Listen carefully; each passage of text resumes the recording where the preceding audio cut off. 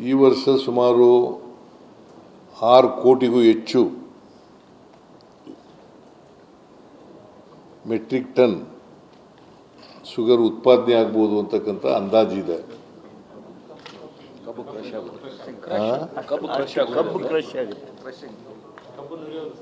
ಕಬ್ಬು ನುರಿಯೋದು ಸ್ವಲ್ಪ ಪರ್ಸೆಂಟೇಜ್ ಹೆಚ್ಚು ಬಂದ್ರೆ ಸಕ್ಕರೆ ಹೆಚ್ಚಾಗುತ್ತೆ. ಅದು ನೋಡಿ, ಅದನ್ನು ಇವ್ರ ಹತ್ರ ತಿಳ್ಕೊಂಡು ಬರ್ಕೊಳ್ಳಿರಿ. ನಾನು ಹೇಳೋದು ನಿಮಗೆ ಸ್ವಲ್ಪ ಹೆಚ್ಚು ಕಡಿಮೆ ಆಗ್ಬೋದು. ಸರಿ ಹೇಳಿದ್ರಿ, ಕರೆಕ್ಟ್ ಹೇಳಿದ್ರಿ. ಕಬ್ಬು ಶುಗರ್ ಡೈರೆಕ್ಟರು ಇದಾರಲ್ಲ, ಅವ್ರ ಹತ್ರ ತಿಳ್ಕೊಂಡು ಬರ್ಕೊಳ್ಳಿ ಕರೆಕ್ಟಾಗಿ.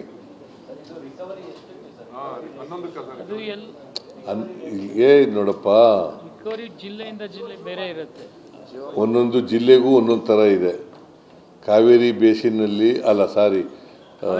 ಕೃಷ್ಣಾ ಬೇಸಿನ್ನಲ್ಲಿ ಒಂಥರ ಇದೆ, ಕಾವೇರಿ ಬೇಸಿನ್ನಲ್ಲಿ ಒಂಥರ ಇದೆ, ಆಮೇಲೆ ಮಲಪ್ರಭಾ ಬೇಸಿನ್ನಲ್ಲಿ ಒಂಥರ ಇದೆ, ಭೀಮಾ ಬೇಸಿನ್ನಲ್ಲಿ ಒಂಥರ ಇದೆ, ತುಂಗಭದ್ರಾ ಬೇಸಿನಲ್ಲಿ ಒಂಥರ ಇದೆ.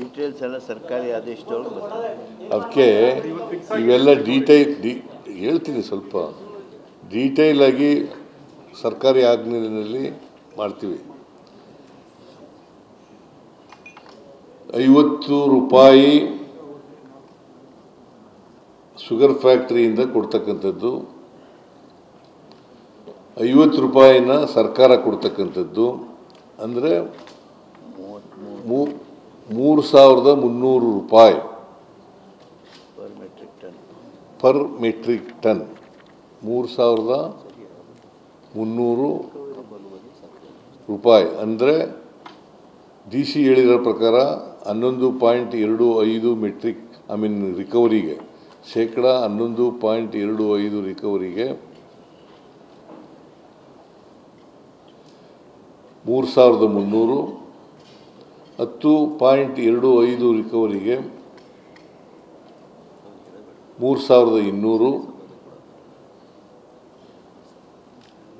ಅಂದರೆ ಏನು DC ಬೆಳಗಾಂನವ್ರು ಹೇಳಿದ್ರು, ಅದಕ್ಕಿಂತ 100 ರೂಪಾಯಿ ಜಾಸ್ತಿ ಒಂದು ಟನ್ನಿಗೆ. ಕೊಡೋದು ಮೇಡಮ್ 3,300 ಸರ್ಕಾರದ್ದು ಅವ್ರದ್ದು ಸೇರಿ. ಅದೇ ಸರ್ಕಾರ 50 ರೂಪಾಯಿ, ಅವ್ರು 50 ರೂಪಾಯಿ ಕೊಡೋದು ಹೆಚ್ಚುವರಿಯಾಗಿ. 3,000 ಅವರು ಏನು DC ಹೇಳಿದ್ರು, ಅದಕ್ಕಿಂತ 100 ರೂಪಾಯಿ ಜಾಸ್ತಿ.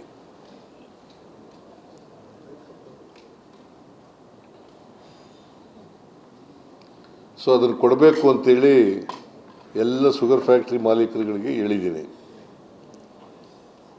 ಬಹುತೇಕ ಹೋಗಿ ಒಪ್ಕೊಂಡಿದ್ದಾರೆ, ಕೆಲವರು ಮಾತ್ರ ಸ್ವಲ್ಪ ಗುಯ್ಗುಡ್ತಾ ಇದ್ರು.